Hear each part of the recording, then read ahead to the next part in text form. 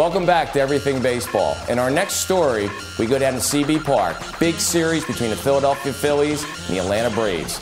During that time, I had a unique chance to speak with two of the famous announcers of the Philadelphia Phillies. One, Ricardo. Two, Gary Matthews. Here's what they had to say. I'm Chuck Bushbeck, and we're here at CB Park. I'm with Ricardo, one of the announcers for the Philadelphia Phillies. Ricki, real fast, I want to get into a story that I heard a while ago.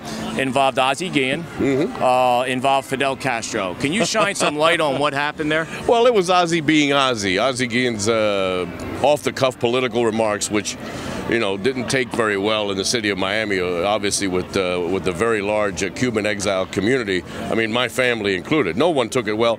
It was swept under the rug. Ozzie apologized. His level of contrition was good enough for us, and it's all forgotten. But at the time, it did, you know, it sparked a lot of heat in Miami, and it really was the first step in he getting fired from the Marlin job. Okay, yeah. So you kind of smoothed things over. We tried, between myself, Jose Contreras, who at the time was still a pitcher here with the Phillies, is another Cuban exile. We all did our part to just calm the community down. Okay. Also, another story, Aroldis Chapman. Apparently, Aroldis and you had something to do with a bakery. Well, let me explain.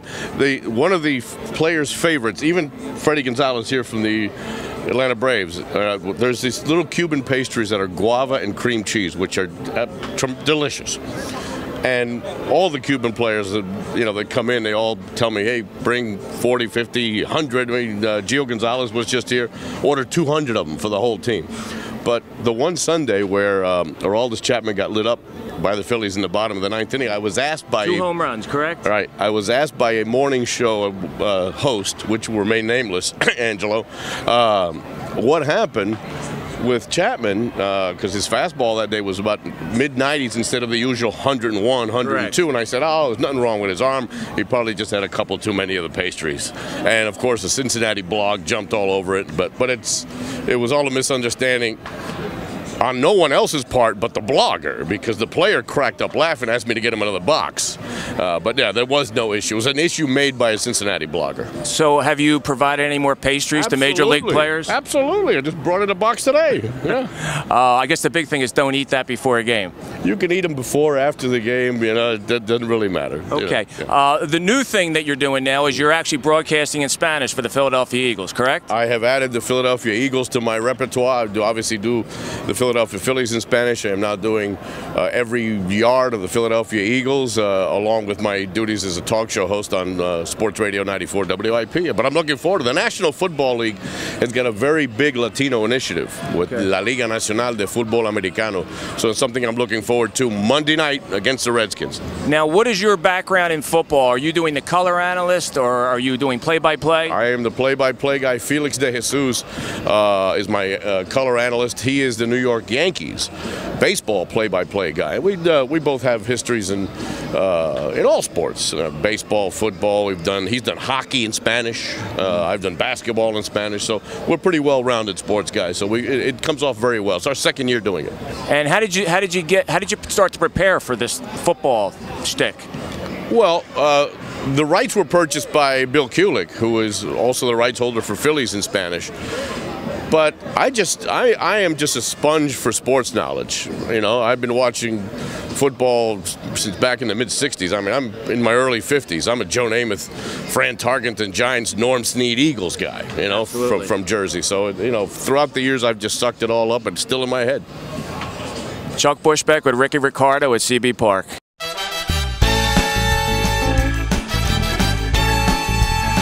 Chuck Bushbeck with Gary Matthews, broadcaster of the Philadelphia Phillies. Gary, first-round draft pick when you came up through the majors with the Giants. Yeah. Eventually played for the Phillies.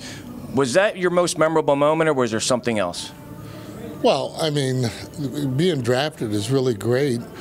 Most memorable moment would be playing in the World Series here, even though we lost against Baltimore. That would be more of a memory. Signing, I think everybody signs and you're gratified that, hey, that you are signed. Once you do that, you want to be able to have a career where you can have things that you're really proud of. And then being in the World Series here with the Phillies, being MVP, probably without a doubt is my one of my proudest moments, I'll say that. Okay. 281 lifetime batting average. 3 home runs in one of the National League playoff games. Going into broadcasting, you were originally a hitting instructor, on the field kind of guy. What made the transition to broadcasting? Well, very simple. I got fired in Toronto from Jim Fregosi. Our ball club had really 2 really great years, and he said he just wanted his friends there. At that time there, Mr. Gore, who's the general manager, asked me if I wanted to go up in the booth, and I did it 3 years there with Toronto. Really would still be there if Davey Lopes hadn't have asked me to come down to be the hitting coach for the Milwaukee Brewers. And then I got offered the job here from the With Bees, and it's been great. Okay. Big change here in the regime. Charlie Manuel is out. Ryan Sandberg's in. Have you seen a difference with the players? No, not really. Charlie's record is that if you give him a good team, that he'll win. Sandberg is maybe younger, can relate to them a little bit better. The younger players maybe that are coming up. Rhino probably will be more disciplinarian than Charlie. Charlie didn't have a lot of rules, play hard and to be on time. And Sandberg is more of a hands-on, likes to do a lot of drills just about every day. And, he spells fun by W-I-N. Last question. It's the end of the year, kind of a rocky season. Some ups, some downs. How does Ryan Sandberg get these guys motivated to finish out the season? Well, they're fighting for jobs. They're all younger players. They're fighting for jobs for next year's, and the guys that are veteran guys, they've already bought into it. Guys like Chase Utley, he doesn't have a problem going out doing the things that he needs to. And I think for Utley, it might put a little added pressure on him simply because he's being managed by a true Hall of Famer who is a second baseman in Ryan Sandberg. Okay. Chuck Bushbeck with Gary Matthews at CB Park. I had a great time talking to those 2 guys. We're going to head to commercial now. But when we come back, we got 2 very unique stories. One guy throws not only left-handed, but also uses his right hand to throw. Second story, we got a dog that comes out of the dugout and picks up the bat. Instead of a bat boy, we have a bat dog. We'll be right back.